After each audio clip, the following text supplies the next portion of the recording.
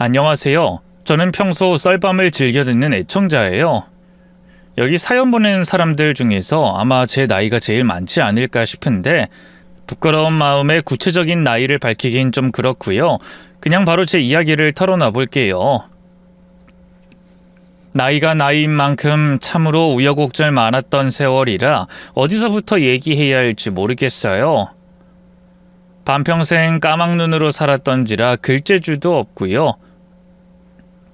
하지만 손주 며느리의 도움을 받아 천천히 글을 적어내려가 볼게요. 부디 재밌게 들어주세요. 저는 18살 어린 나이에 시집을 갔어요. 요즘 같으면 상상도 못할 일이지만 당시엔 그런 조혼이 흔했죠. 남편은 저보다 무려 10살이나 연상이었지만 인물도 훤하고 성품도 좋은 사람이었어요. 중매쟁이 소개로 시집을 갔는데요. 시부모님도 남편도 저를 많이 아껴줬죠. 하지만 행복은 그리 길지 않았어요. 남편이 결혼한 지 5년도 채 안 돼 병으로 세상을 떠나고 말았거든요. 그때 저는 고작 23이었어요. 이제 막 걸음마를 뗀 아들과 젖먹이 딸, 그리고 연로한 시부모님을 책임지기엔 너무 어린 나이였죠. 설상가상 남편의 장례식 이후 시아버지가 아들을 잃은 충격 때문인지 치매 증상이 나타나기 시작했어요. 당뇨와 고혈압 등 오랜 지병을 앓고 있던 시어머니는 그런 시아버지를 돌볼 힘이 없었죠. 아직도 기억에 생생해요. 매일 새벽 눈을 뜨면 제일 먼저 시아버지 방으로 달려가곤 했던 나날들이 말이에요. 시아버지가 새벽마다 자꾸만 대문 밖으로 나가 행방불명이 되곤 하셨거든요.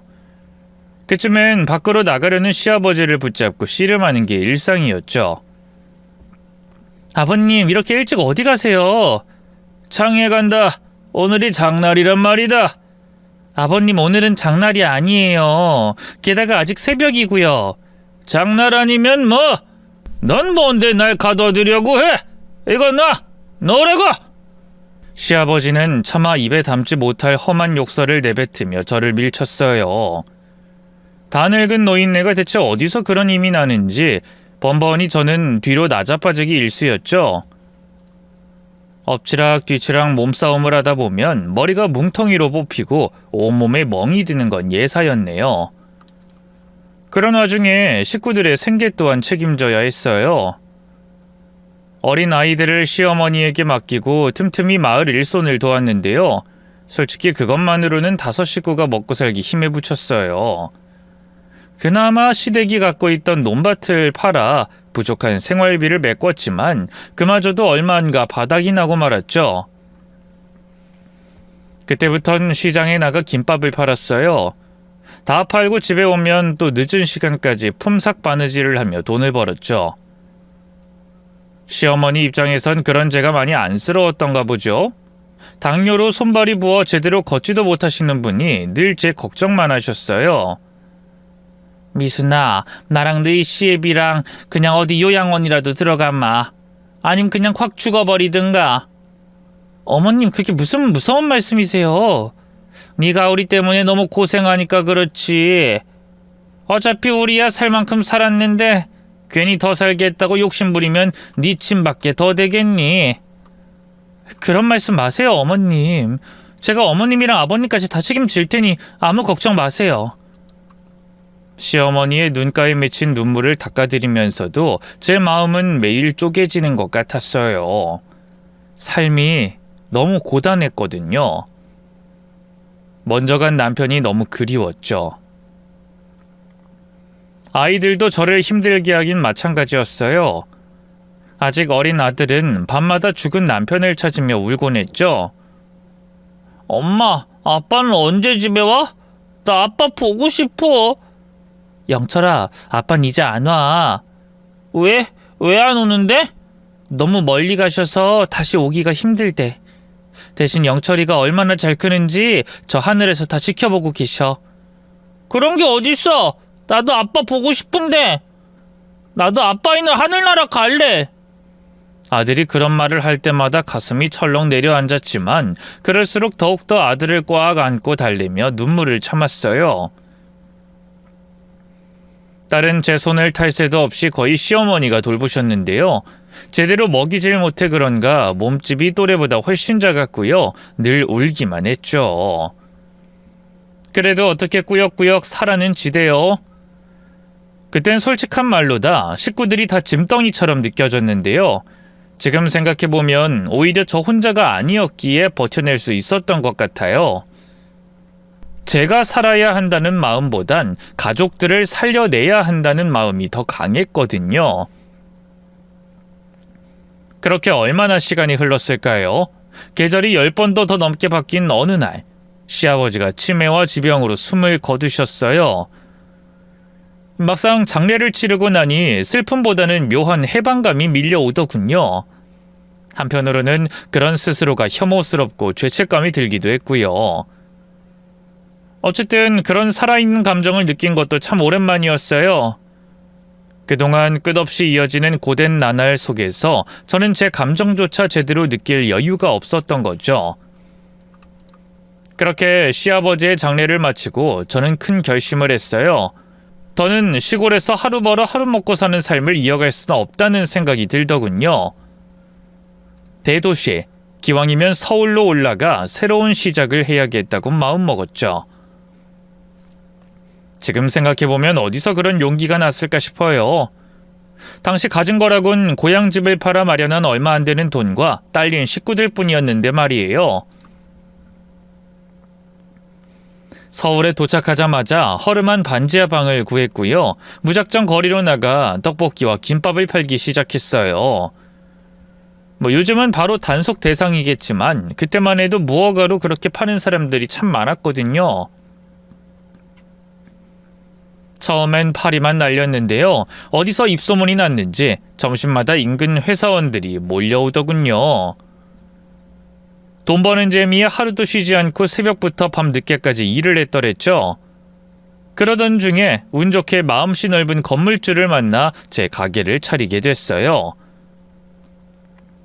아들과 딸의 이름을 한 자씩 따서 간판을 올렸는데요. 어찌나 뿌듯하고 행복하던지요. 한편으론 장사가 안 되면 어쩌나 걱정도 됐는데요. 다행히 우리 네 식구 먹고 살 정도로는 돈이 벌리더군요. 그러던 중 시어머니가 지병이 악화되며 갑작스럽게 숨을 거두셨어요. 병원에서 임종을 앞둔 채 누워있던 시어머니가 제 손을 잡고 그러셨죠. 미순아, 너도 이제 우리 영감이랑 철만이 옆으로 갈 때가 된 것 같다. 너 고생만 시키고 가는 것 같아서 미안하다. 어머님, 그런 말씀 마세요. 어머님이 계셔서 제가 버틸 수 있었어요. 아시죠? 그렇게 말해주니 고맙다. 내 걱정은 말고 잘 살 거라. 그렇게 시어머니는 한평생 고생만 하다 떠나셨어요. 고된 삶 속에서 서로 의지하며 살아왔기에 제겐 친정엄마나 다름없는 분이었거든요. 시어머니를 떠나보낸 뒤 몇 날 며칠을 울었는지 모릅니다.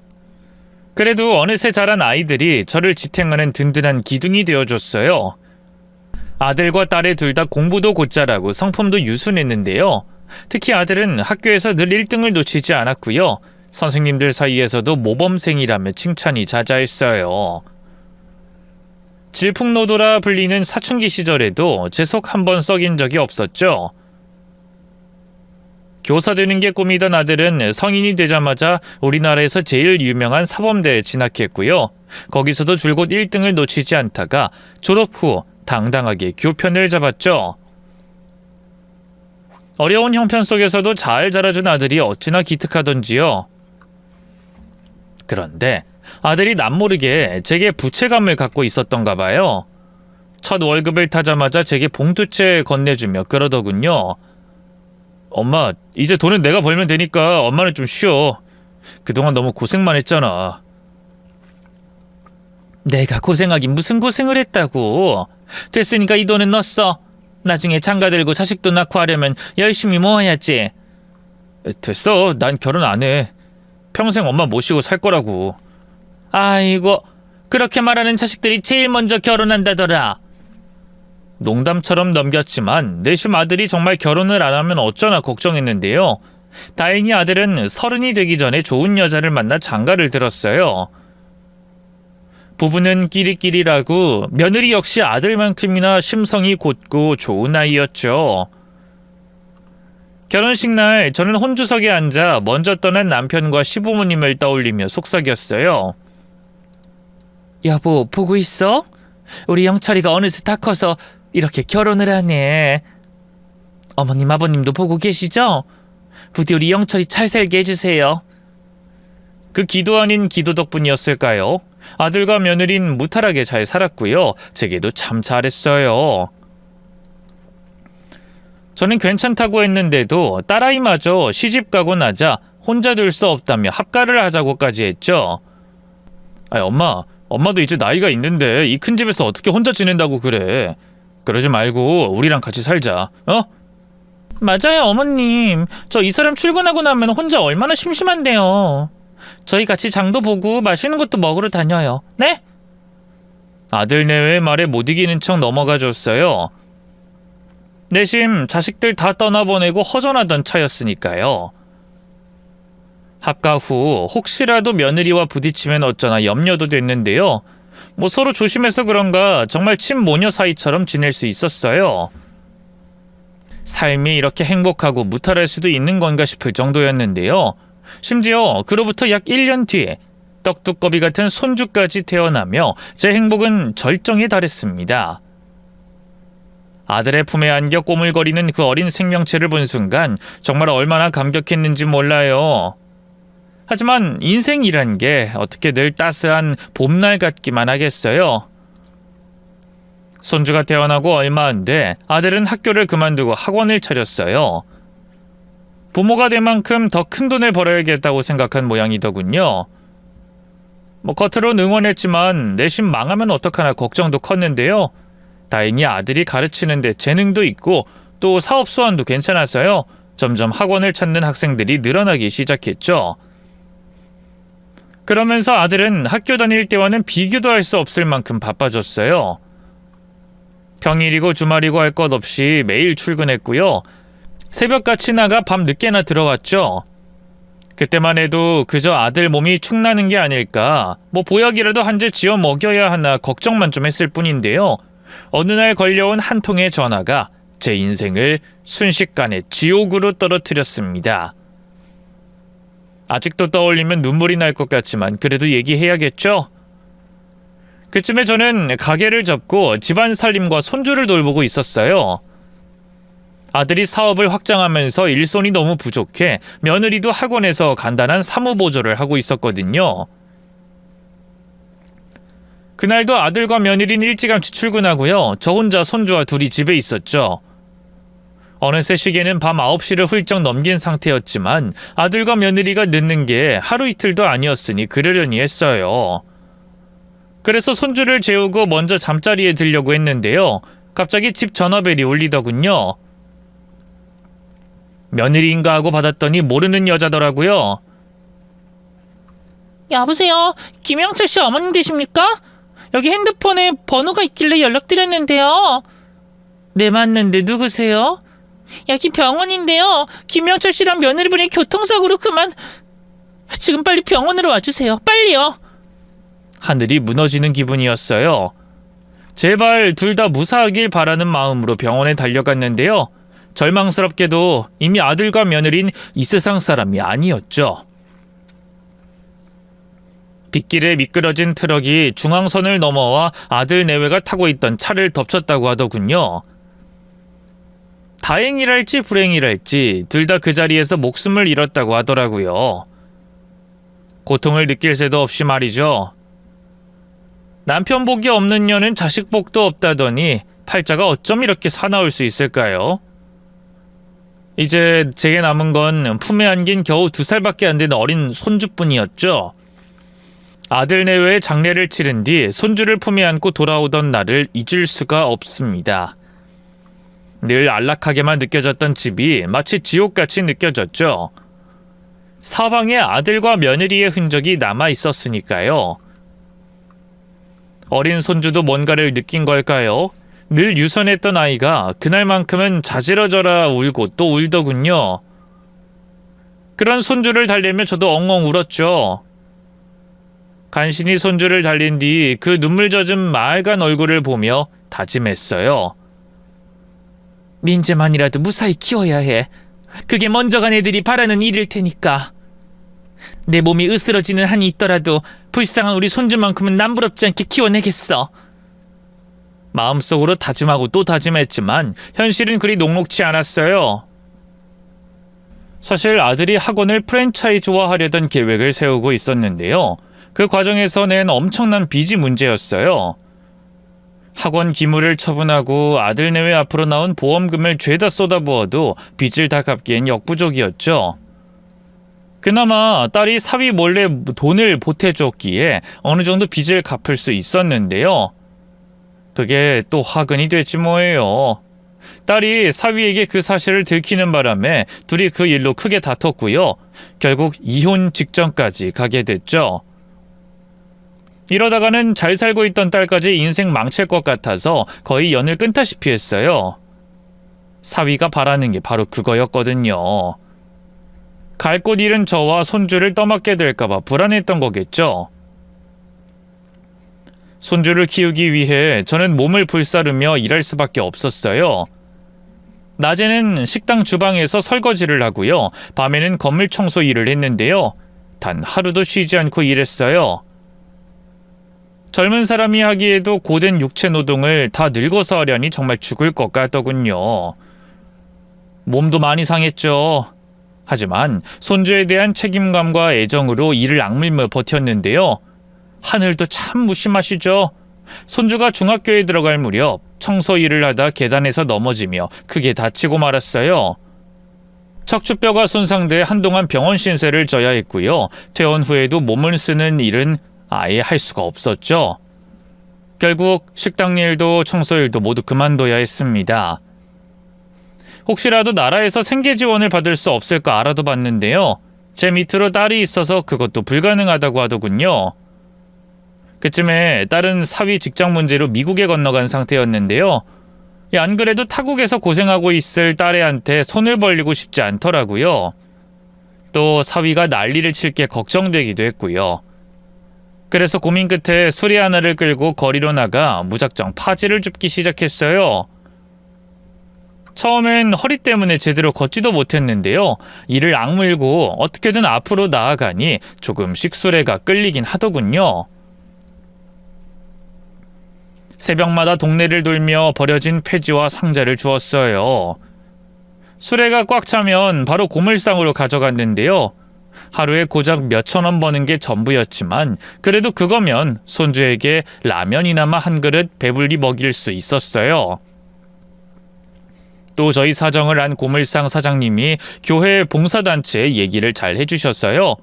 교회와 연계된 복지단체로부터 다달이 약소한 지원금도 받을 수 있게 됐고요.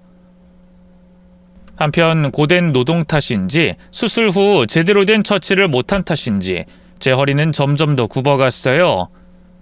나중엔 허리가 완전히 기역자 모양으로 굳어버렸죠. 어디 그뿐인가요? 얼굴은 늙다 못해 쪼그라들다시피 했고요. 머리도 진작에 하얗게 새버려 어디 가면 다들 저를 제 나이보다 10살은 더 많게 봤네요. 거울에 비친 제 모습이 너무 초라해 눈물이 날 때도 있었죠. 하지만 손주의 얼굴만 떠올리면 금세 힘이 났어요. 손주는 죽은 제 부모를 닮았는지 공부머리가 좋았어요. 학교에서 한 번도 1등을 놓친 적이 없었어요. 선생님들이 입을 모아 큰 인물이 될 거라며 칭찬하기 바빴죠. 게다가 또 착하긴 어찌나 착한지 공부하기도 바쁠 텐데 저를 돕겠다며 고사리 손으로 빈병을 모아오기도 하고요. 몰래 시장에서 일을 도와 용돈을 벌어오기도 했어요. 그런 손주를 보면서 내가 이 아이를 위해선 뭐든 할 수 있겠구나 하는 마음이 더 커졌죠. 시간은 화살처럼 빠르게 흘러갔어요. 손주는 제 기대대로 명문대에 장학금을 받고 들어갔고요. 기업의 후원을 받아 따로 유학까지 다녀왔죠. 그런 손주가 너무 자랑스러웠어요. 손주를 오랫동안 지켜봐왔던 교회 사람들도 손주가 보통 특출난 게 아니라고 하더군요. 저는 무식해 잘 모르지만 손주가 자기 전공 분야 쪽으로 이미 이름을 날리고 있고요. 대학원에 진학해 더 오래 공부하면 큰 인물이 될 거라 하대요. 손주에게 은근슬쩍 물어보니 본인도 대학원에서 더 공부하고 싶은 욕심이 있는 것 같더라고요. 학비 문제도 다행히 기업 후원으로 어떻게든 될 것 같았죠. 하지만 대학 졸업을 앞둔 어느 날 손주가 뜻밖의 얘기를 꺼내더군요. 할머니, 저 대학원은 안 가려고요. 그냥 바로 취업할래요. 뭐? 아니 왜? 네가 대학원에서 공부 더 하고 싶다고 했잖아. 생각이 좀 바뀌었어요. 솔직히 말씀드리면 할머니한테 더 이상 부담 주고 싶지 않아요. 제가 이 나이에 계속 공부만 하는 것도 너무 염치 없고 이제 돈 벌어서 할머니 편히 쉬게 해드려야죠. 손자는 담담하게 말했지만 그 속에 깃든 미안함과 자책감이 고스란히 느껴졌어요. 저는 울컥한 감정을 애써 들으며 손주의 손을 꽉 잡았죠. 민재야, 너 그 말 취소해라. 네가 이대로 대학원 가는 걸 포기한다고 하면 할미 마음이 어떻겠냐? 땡땡 회사에서 너 학비도 지원해주겠다는데 그걸 왜 마다해? 하지만 할머니, 학비만 문제가 아니잖아요. 저 공부하는데 생활비도 필요하고 할머니도 언제까지 파지 줍게 할 순 없잖아요. 파지 줍는 게 어때서? 이 할머니 파지 주어서 너 먹일 쌀 사고 라면 사고 과자 사는 게 얼마나 행복한데. 다 늙어서 이거라도 할 수 있는 게 어디냐? 그냥 늙은이 소일거리 하는 거니까 신경 쓸 거 없어. 어떻게 신경을 안 써요. 할머니 허리도 안 좋은데 비가 오나 눈이 오나 매일 쉬지 않고 파지 주우러 다니는 거 다 나 때문이잖아요. 제가 진작에 취업해서 돈 벌었으면 할머니 파지도 안 줘도 되고 병원도 다닐 수 있고 이런 곰팡내 나는 지하 골방에서 안 살아도 되는데. 급기야 손주는 감정이 복받쳤는지 울기 시작했어요. 그런 손주를 보고 있자니 저도 덩달아 눈물이 나더군요. 저는 떨리는 목소리로 다시 입을 열었어요. 돈 버는 건 나중에 해도 돼. 너 대학원 가고 공부 더 해서 그때 해도 늦지 않는다고. 아니요, 이미 늦었어요, 할머니. 전 대학원 안 가고 바로 취업할 거예요. 그럼 내가 네 죽은 애비랑 이미 볼 면목이 없다. 네가 공부가 싫어서 그런 것도 아니고 능력이 안 돼서 그런 것도 아니고 돈 때문에 이 할미 때문에 대학원 안 간다고 하면 내가 그 애들 앞에서 나중에 뭐라고 할 말이 있겠냐. 부탁이다. 이 할미 마지막 소원이다. 제발 대학원에 가거라. 어? 할머니, 제 애원에 손자는 한동안 아무 말도 하지 않았어요. 하지만 이내 힘없이 고개를 끄덕이더군요. 그래, 알겠어요. 할머니 말씀대로 대학원 가고요. 거기서도 꼭 1등해서 성공할게요. 약속할게요. 그래, 잘 생각했다. 그래야 내 새끼지. 그렇게 손주는 다시 마음을 다잡고 대학원에 진학했어요. 손주는 약속한 대로 대학원에서도 늘 수석을 놓치지 않았고요. 졸업 후 30대 중반의 젊은 나이에 당당히 대학교 교수가 됐죠. 물론 아직 경력이 짧아 조교수였지만 그래도 사람들의 존경을 한몸에 받는 교수가 됐다는 점에선 다를 게 없었어요. 할머니, 저 할머니 아니었으면 여기까지 못 왔을 거예요. 정말 감사해요. 그 말 한마디에 그동안의 고생을 다 보상받은 듯 했어요. 참으려고 해도 눈물이 왈칵 쏟아졌죠. 아이고, 우리 강아지. 민진이가 잘해서 여기까지 온 거야. 이 할미가 뭘 했다고. 그런 말씀 마세요, 할머니. 할머니 아니었으면 저 진짜로 못했어요. 그래, 우리 강아지. 알지? 네가 할미 유일한 자랑인 거. 손주가 교수가 된 뒤로 매일매일이 행복했어요. 손주는 월급을 받으면 그걸 고스란히 제게 쥐어줬는데요. 저는 한 푼도 쓰지 않고 따로 모아뒀어요. 나중에 손주가 장가갈 때 뭐라도 보태주고 싶었거든요. 그래서 손주의 만류에도 불구하고 파주도 꾸준히 주우러 다녔죠. 그렇게 시간이 얼마나 흘렀을까요? 그쯤에 제 소원은 손주가 빨리 좋은 여자 만나 결혼하는 거였는데요. 그런 제 마음을 안 것처럼 어느 날 손주가 제게 뜻밖의 소식을 전하더군요. 할머니, 놀라지 말고 들으세요. 저 만나는 여자가 있는데요. 결혼까지 생각하고 있어요. 뭐? 민지 너 만나는 여자가 있었어? 네, 어떻게 될지 몰라서 할머니한테 그동안 말씀 못 드렸어요. 죄송해요. 아이 죄송하긴. 어떤 아가씨인데? 나이는 몇 살이고? 착하니? 어떻게 만났어? 흥분해 마구 질문을 던지자 손주가 쑥스럽다는 듯이 웃었어요. 할머니 하나씩 물어보세요. 대학에서 같이 공부하던 후배인데요. 제가 이렇게 말로 설명하는 것보다 직접 보시는 게 나을 거예요. 곧 데려올게요.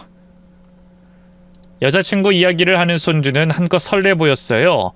그 모습을 보니 기분이 묘하더군요. 행복하면서도 조금은 섭섭했죠. 그래도 손주가 결혼해 새 가정을 꾸릴 생각을 하니 얼마나 기뻤는지 몰라요.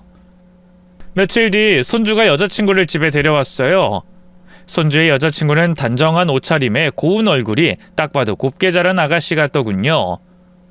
실제로 아버지가 제법 규모 있는 물류 사업을 한다 하대요.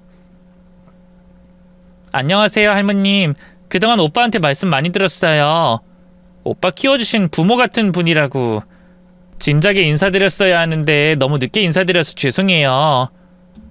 아이고 예쁜 아가씨가 말도 참 예쁘게 하네. 얼른 들어오게. 추운데 오느라 고생했어. 저는 손주와 손주 여자친구를 집 안으로 안내했어요. 사실 변변한 부엌도 없는 작은 새방이라 내보이기 부끄럽기도 했는데요. 손주가 제 허리를 생각해서 집으로 데려온 거였죠. 손주의 여자친구는 낡고 허름한 집안을 둘러보며 아무 말도 하지 않았어요. 그저 가만히 서 있을 뿐이었죠. 괜히 눈치가 보인 저는 애써 아무렇지 않은 척 앉으라 권하고요. 냉장고에 미리 사다 둔 주스를 내왔죠. 일단 앉아서 주스부터 들고 있어. 네, 그 아가씨 온다고 해서 갈비찜이랑 이것저것 좀 했는데 금방 밥 차려줄 테니. 아, 전 괜찮은데 밥 안 먹고 왔을 거 아니야. 조금만 기다려. 알았지? 저는 부엌으로 가 미리 준비해둔 음식을 데우기 시작했어요. 그리고 접시에 하나씩 담아 내오기 시작했죠. 이거 내가 아침부터 열심히 준비한 거야. 많이 먹어. 비쩍 마른 게 살 좀 쪄야겠구만. 아, 네, 감사합니다, 할머님. 하지만 손주의 여자친구는 음식을 먹는 둥 마는 둥 했어요. 아니 왜 이렇게 못 먹어? 원래 입이 좀 짧은 편인가? 아니요, 그건 아닌데요. 여기 오기 전에 이것저것 좀 주워 먹었더니 배가 불러서요. 손주 여자친구가 어색하게 대답하며 젓가락을 내렸는데요. 그 순간 젓가락에 걸린 물잔이 떨어지며 손주 여자친구의 치마로 쏟아졌죠.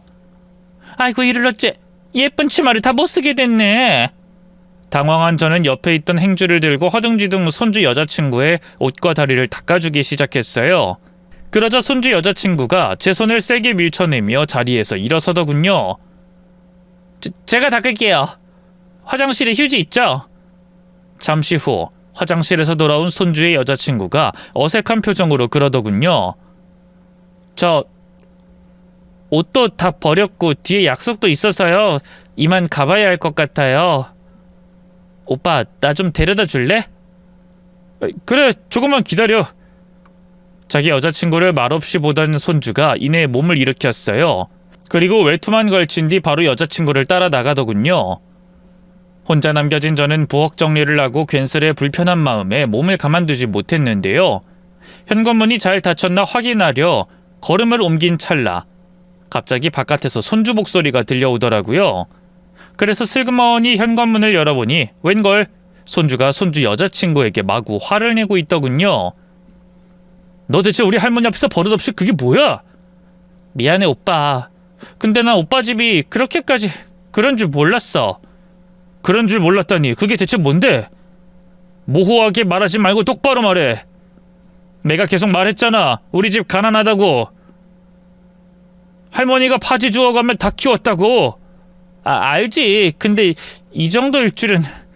할머니도. 솔직히 노인 냄새인지 뭔지 악취도 좀 많이 나고 음식도 너무 입에 안 맞아서. 그래도 오빠 생각해서 참으려고 했는데 아까 오빠도 봤잖아. 내 몸에 그 더러운 걸레 갖다 대는 거. 거기서 도저히 참을 수가 없어서. 그 말은 순간 제 가슴이 철렁 내려앉는 것 같았어요. 손주도 기분이 나빴는지 불같이 화를 내더군요. 성이 네가 철없는 건 알고 있었지만 이 정도일 줄은 몰랐다. 어떻게 날 키워주신 할머니한테 악취가 난다는 등 더러운 걸레를 갖다 댄다는 등 그따위로 말할 수가 있어? 됐으니까 너 혼자 돌아가. 그리고 우리 관계에 대해서 다시 생각해보자. 뭐? 오빠 그게 무슨 말이야? 설마 헤어지자는 거야? 내 유일한 가족을 무시하는 너랑 그럼 어떻게 더 만나겠어? 오빠 내가 잘못했어. 다신 안 그럴게. 내가 나쁜 마음으로 그런 게 아니야. 너무 당황해서 그만. 오빠한테 할머님이 얼마나 소중한 존재인지 나도 잘 알지. 그래서 할머님 앞에서 아무 내색 안 하려고 노력했잖아. 어? 단호하게 돌아서려는 손주를 붙잡고 손주 여자친구가 싹싹 빌기 시작했어요. 그래도 손주의 표정이 풀어지지 않자 급기야 아이처럼 엉엉 울더군요. 더 보고 있으면 안 되겠다는 생각에 얼른 집 안으로 들어왔어요. 손주는 한참 뒤에야 집에 돌아왔는데요. 저는 굳이 방금 봤던 일을 캐묻지 않았습니다. 그 아가씨와 계속 만나든 헤어지든 손주의 뜻을 따라주고 싶었거든요. 솔직히 제가 손주의 앞날에 걸림돌이 된다는 생각에 상처도 많이 받았는데요. 그것도 애써 내색하지 않았네요. 그 아가씨가 뭐 일부러 나쁜 마음에 그런 것도 아니고 심성은 착해 보였거든요. 집안도 아버지가 사업한다니 잘 사는 것 같았고요. 그래서 어리석은 소리일 수도 있지만 손주가 그 아가씨와 기왕이면 결혼까지 해서 잘 살길 바랬어요. 다행히 손주도 여자친구의 계속된 사과에 마음이 풀렸나 보죠. 그 뒤로 별말 없더니 갑자기 결혼을 진행하고 싶다고 상견례를 하자 하더군요. 냉큼 좋다 했어요. 손주가 대학 교수도 됐겠다. 이제 좋은 짝을 만나 안정적인 가정을 꾸리길 바랬으니까요. 그쪽 집안에서 저를 저어한다면 제가 손주와 따로 떨어져 살면서 멀어지면 될 일이라고 생각했죠.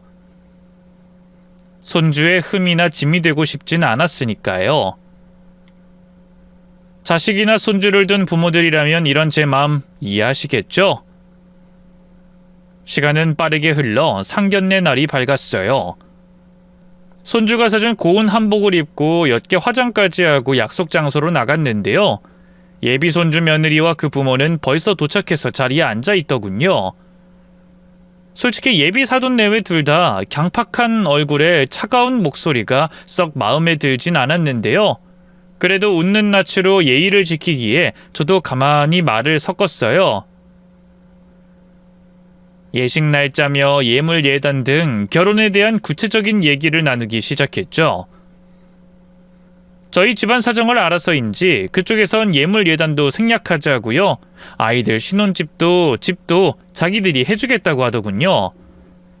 정말 얼마나 고맙던지요. 아이고 고맙습니다. 내가 모아둔 돈이 없어서 손주 결혼하는데 못 하나 해주는 게 없어 마음에 걸렸는데 신혼집까지 해주겠다니. 아유 뭘요. 김 교수가 우리 집 사위가 되는데 그 정도는 당연히 해줘야죠.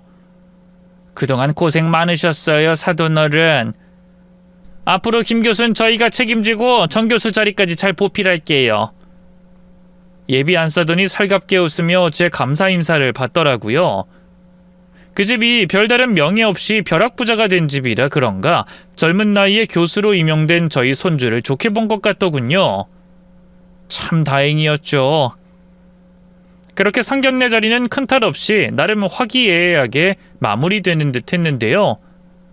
본 식사가 끝나고 후식이 나올 무렵 예비 안 싸더니 갑자기 수상한 운을 떼더군요. 저기 사돈어른, 허리가 많이 불편하신 것 같은데 애들 결혼식은 참석하실 수 있겠어요? 그 말본새가 뭐랄까 참 묘하게 불편했어요. 그래서 아무 말 없이 쳐다만 보자 갑자기 예비 안 싸더니 가방에서 흰 봉투를 꺼내 제게 내밀더군요. 그러지 마시고 몸도 불편하신데 이거 받으시고 결혼식 대신 이 돈으로 어디 여행이나 다녀오세요. 그게 사돈 어른도 애들도 더 좋지 않겠어요? 맞아요. 예비 손주 며느리 집안에선 저를 아이 결혼식에 참석 못하게 할 속셈이었어요. 허리도 굽을 대로 굽은 데다 온갖 고생으로 얼굴도 곪아버린 파지나 줍는 저 같은 더러운 노인네는 식장에 들이고 싶지 않다는 거였죠. 가슴이 무너져 내리는 한편 얼굴이 화끈거렸어요. 너무 부끄럽고 참담한 심정이었죠. 아무 말 없이 봉투를 밀어내고 자리에서 일어나려 했는데요. 갑자기 잠자코 있던 손주가 벌떡 일어났어요. 그리고 커다란 테이블을 갑자기 뒤집어 엎어버리더군요. 그릇들이 바닥으로 떨어져 깨지며 요란한 소리를 냈고요. 놀란 예비 안사돈과 예비 손주 며느리가 비명을 질렀죠. 아니 자네 대체 뭐하는 짓인가? 갑자기 왜 상을 뒤엎어? 흥분한 박갓사돈이 마구 고함을 질렀는데요. 손주는 한치도 물러서지 않고 단호하게 입을 열더군요. 그러는 당신들이야말로 대체 뭐하는 짓입니까? 할머니는 제 하나뿐인 가족인데 결혼식에 왜 여행을 가요? 당연히 제 결혼식에 참석해서 혼주석에 앉으셔야죠. 그러자 할 말이 없는지 예비 박갓사돈이 큼큼 헛기침을 했어요. 그 사이 놀란 마음을 추스른 예비 안사돈이 조심스럽게 입을 열더군요. 자네도 알다시피 우리 박갓 양반이 사업을 해서 여기저기 발이 좀 넓지 않나. 그날 거래처 사람이며 뭐며 온갖 지인들이 몰려올 텐데 교수 사이 들였다고 자랑을 있는 대로 해놨는데 사돈 어른을 보면 좀 그렇지 않겠어? 저희 할머니가 어디가 어때서요? 아유, 알만한 사람이 자꾸 왜 그래? 자네 고모랑 고모부도 있다며? 젊은 사람 둘이 혼주석에 앉는 게 더 보기 좋지 않겠어? 그러자 손주가 좀 더 분노에 찬 얼굴로 다시 입을 열었어요. 고모랑 고모부는 제가 할머니랑 힘들 때 아는 척도 안 한 분들이에요. 결혼식도 안 부르고 싶었는데 할머니가 그러는 거 아니라고 해서 부르는 것뿐입니다. 뭐 이런 얘기 미주알 고주알 할 필요도 없네요. 어차피 파혼할 거니까요. 손주의 입에서 파혼이란 말이 나오자 얼마나 놀랐는지 몰라요. 예비 손주 며느리도 경악해선 파르르 떨더군요. 오빠, 그게 무슨 말이야? 정말 나랑 파혼할 거야? 당연하지. 이렇게 경호 없는 사람들과는 한 식구로 살 수 없거든. 사업 좀 성공했다고 손에 돈 좀 만졌다고 이렇게 천박하게 굴어도 돼? 그러자 사돈 내외가 흥분해 벌떡 일어나더군요. 뭐야? 천박? 자네 지금 말 다 했나? 아니, 가진 거 없는 거지 주제 누구더러 천박이래? 이 결혼을 지금 누구 돈으로 다 진행하고 있는데? 그러니까 그렇게 천박하게 번 돈으로 결혼 준비할 거 없다고요. 전 이 결혼 안 합니다. 할머니 가요. 여기 더 있다간 우리까지 천박해지겠어요. 손주는 가만히 서 있던 저를 끌고 그 자리를 나왔어요. 돌아가는 차 안에서 손주가 그러더군요. 할머니, 오늘 있었던 일을 신경 쓰지 마세요. 개만도 못한 인간들이 짓거린 헛소리도 마음에 담아두지 마시고요. 뒤처린 제가 알아서 할 테니까요. 아셨죠? 하지만 정작 그 말을 들은 저는 마음이 싱숭생숭했어요. 제 일이라면 당연히 속이 시원했을 테지만 하나뿐인 손주의 일이잖아요. 저 때문에 파혼을 하겠다니 괜히 손주 인생에 걸림돌이 된 것만 같았죠. 그래서 잠자코 있다가 조심스럽게 입을 열었어요. 민재, 너 정말 파혼할 거냐? 나 때문이라면 괜히 그럴 필요 없다. 결혼하고 싶으면 그냥 해도 돼. 이 늙은이가 괜히 네 인생 망치면 쓰겠어. 아까 그 사람들 그래도 네가 대학 교수라고 집도 해주겠다고 하고 네 눈치도 보던데. 정교수 될 때까지 보필하게 했다고도 하고. 그만큼 민재, 넌 대단한 사람이 된 거야. 그러니 이 늙은 할미 말고 더 나은 사람들과 어울리며 살아야지. 그러자 운전자를 잡고 있던 손주가 차를 멈췄어요. 그리고는 제 눈을 똑바로 쳐다보며 그러더군요. 할머니, 왜 할머니 자신을 그렇게 낮춰요? 제가 교수로 성공할 수 있었던 건 다 할머니 덕이에요. 제가 세상에서 그 누구보다 자랑스러워하는 사람이 바로 할머니인데 할머니는 왜 자꾸 스스로를 부끄러워하세요? 그럼 제가 뭐가 되겠어요? 어느새 손주의 눈시울이 붉어져 있었어요. 덩달아 제 눈에서도 뜨거운 눈물이 흘렀죠. 생각해보면 언젠가부터 저는 늘 스스로를 낮추며 살고 있었어요. 특히 손주가 대학 교수가 되고 결혼을 준비하면서부턴 제가 손주의 짐이 된다는 생각에 견딜 수가 없었죠. 스스로 제 자신을 쓸모없고 부끄러운 사람이라 여겼고 손주가 더 높은 세상으로 올라갈수록 제 자리는 없다고 생각한 거예요. 그래서 손주 며느리 집안 사람들이 제게 했던 모욕 앞에서도 아무 말 할 수 없었던 거였죠. 하지만 손주의 눈물 섞인 말은 제게 큰 깨달음을 줬어요. 제가 저를 부끄러워할수록 사랑하는 손주 역시 부끄럽게 만드는 거라는 사실을 말이죠. 그걸 깨닫고 나니 눈물이 멈추질 않았어요. 한평생 부끄러움에 갇혀 살았던 나날들이 떠올랐고 무엇보다 손주에게 너무 미안했죠. 민재야, 미안하다. 할미가 잘못 생각했구나. 너 잘 되길 바란다고 하면서도 내가 네가 자랑스러워하는 할머니가 되질 못했구나. 스스로 괜히 작아지고 날 낮추기만 했어. 하지만 이젠 안 그러마. 할미가 너한테 부끄럽지 않은 사람이 될게.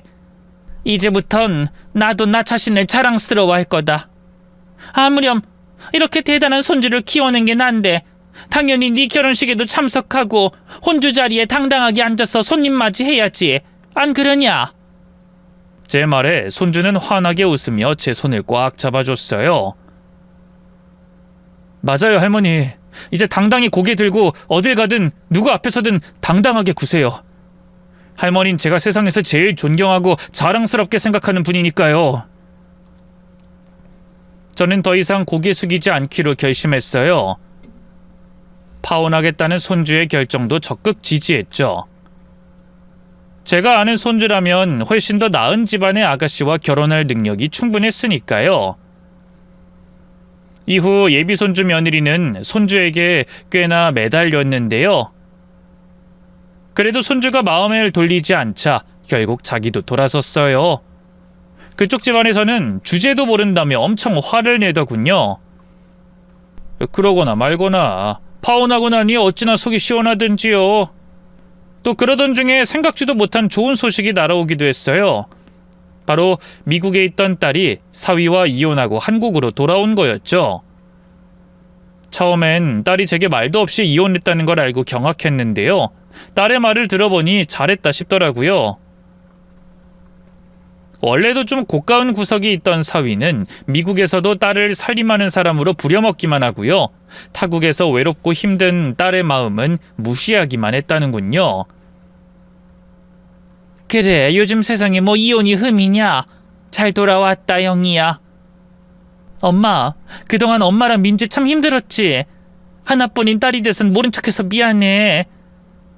그 인간 때문에 엄마한테 연락하는 것도 눈치 보여서 내가 정말 이렇게 돌아오는 것도 면목이 없었는데.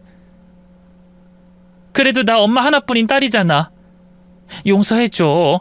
내가 앞으로 정말 잘할게. 용서하고 말고 할 게 뭐가 있어. 넌 내 하나뿐인 딸인데 나야말로 먹고 살기 힘들다는 이유로 네가 결혼하고 나 몰라라 했지 않아. 나야말로 미안하다, 영희야. 눈물의 모녀 상봉 이후 딸과 제 사이는 부쩍 돈독해졌어요. 알고 보니 딸은 미국에서 사위의 반대를 무릅쓰고 미용 관련 개인 사업을 했는데요. 그게 크게 성공해서 꽤나 재산을 모았더라고요.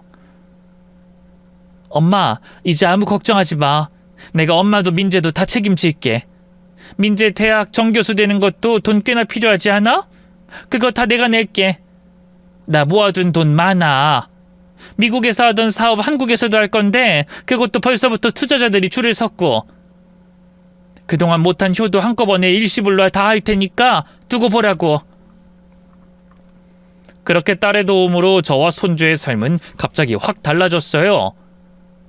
곰팡이 핀 새 방을 버리고 2층짜리 커다란 단독주택으로 이사를 갔고요. 먹고 마시고 입는 모든 것이 훨씬 나아졌죠. 딸의 전폭적인 지원 덕분에 손주 역시 빠르게 정교수를 달았고요. 그런데 참 사람이란 게 우습죠.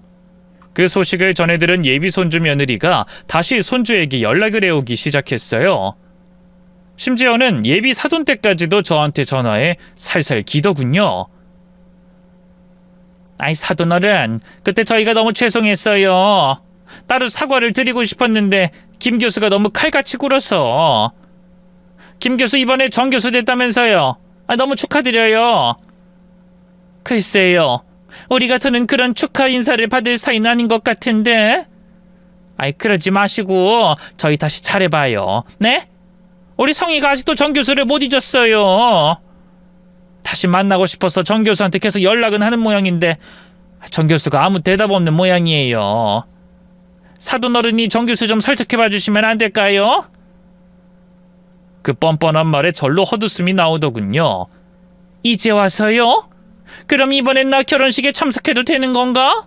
아유, 당연하죠. 그땐 저희가 생각이 짧았어요. 이번에 정 교수 고모님도 한국 들어왔다면서요. 듣자 하니 사업을 엄청 크게 한다던데 우리 바깥 양반하고 말이 잘 통하지 않겠어요? 서로 도울 수 있는 건 돕고 하면 좋잖아요. 한 가족들 사이에. 가족은 무슨. 이제 와서 우리 집이 좀 살만해지니까 아쉬워진 모양이지? 정말 끝까지 천박하게구네. 됐으니까 이만 끊습니다. 다신 연락하지 마세요.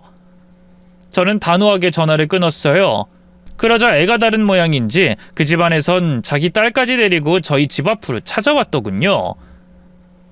이사한 집 주소는 또 어떻게 한 건지 아마 예비 손주 며느리가 겹지인을 동원해 알아낸 거겠죠. 어쨌든 예비 손주 며느리는 절 보자마자 눈물을 쏟아내며 무릎을 꿇었어요. 할머님, 그때 상견례 자리에선 저희 부모님이 너무 큰 실수를 했어요. 할머님 결혼식에 오지 말라고 했던 건 절대 제 뜻이 아니고요. 전 어떻게든 할머님 모시고 싶었는데 이롭다. 내가 네 그 가짜는 변명을 들을 이유도 없고 시간도 없으니 이만 돌아가. 할머님, 왜 그러세요? 저 예뻐해 주셨잖아요. 제발 민재 오빠한테 제 연락 좀 받아달라고 말 좀 전해주세요. 네? 내가 왜 그래야 하는데? 네가 우리 집에 처음 인사 왔을 때 그때 나 더럽다고 꺼려했던 거 모를 줄 알아? 제 말에 예비 손주 며느리의 얼굴이 하얗게 질렸어요. 하지만 그것도 잠시. 이내 고개를 도리질치며 부정하더군요. 아니에요. 제가 언제 더럽다고 꺼려했다는 거예요. 그날 먼저 일어난 건 치마가 젖어서. 간악한 소리 그만해. 그날 집 밖에서 너랑 민지가 나눴던 대화 다 들었다. 그때 네 더러운 본성을 알아보고 진작에 결혼을 반대했어야 하는 건데 내가 어리석었지. 어쨌든 일 없으니 이만 돌아가. 계속 집 앞에서 이러면 경찰에 확 신고해버릴 테니. 제 일갈에 예비 며느리와 그 부모는 아무 말도 못했어요. 경찰에 신고한다는 말이 무서웠는지 허둥지둥 도망치더군요. 이후 한동안 그 집안 소식은 모른 채 살았는데요. 나중에 손주가 전해준 말로는 웬걸 바깥 양반이 하던 사업이 폭삭망해 폐가망신했다 하대요. 그 탓에 다른 사업하는 집으로 시집가려던 예비 손주 며느리도 또다시 파혼당했고요. 지금은 고향에서 쥐 죽은 듯이 지낸다 하더군요. 동기들 그 누구도 소식을 모른다고요. 안타까운 마음이 들기도 합니다만 인생이란 게 그런 거니 어쩌겠어요.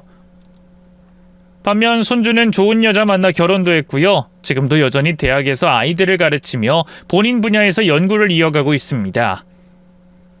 그쪽으론 저도 일자무식이라 잘은 모르지만 딸의 말로는 나름 학회에선 유명한 교수가 됐다고 하더군요. 현재 저는 딸애와 둘이 살고 있는데요. 딸의 사업도 승승장구하고 있어요. 그 덕에 딸이 한국 들어온 뒤로 돈 걱정은 해본 일이 없네요. 참 감사한 일이죠. 이제 바라는 건 딱 2개뿐이에요. 그건 바로 딸이 좋은 남자를 만나 재혼하는 거고요. 다른 하나는 손주와 손주 며느리가 얼른 예쁜 증손주를 낳아주는 것이죠. 그때까진 제가 죽지 않고 건강해야 할 텐데 이 행복을 조금이라도 더 누리고 싶은 마음에 요즘은 병원도 열심히 다니고요. 지인들과 같이 운동도 다니고 있습니다. 요즘 들어 부쩍 그런 생각을 해요. 큰 성공도 좋지만요. 그저 별탈 없이 건강하기만 한 게 최고라고 말이죠. 올해도 이렇게 무탈하게 한 해를 마무리할 수 있어 얼마나 감사한 일인지 모릅니다. 긴 얘기 들어주셔서 모두 감사하고요. 늘 행복하고 건강하시길 바랍니다. 새해에 바라시는 일도 모두 다 이루시길 바라고요. 그럼 이만 마치겠습니다.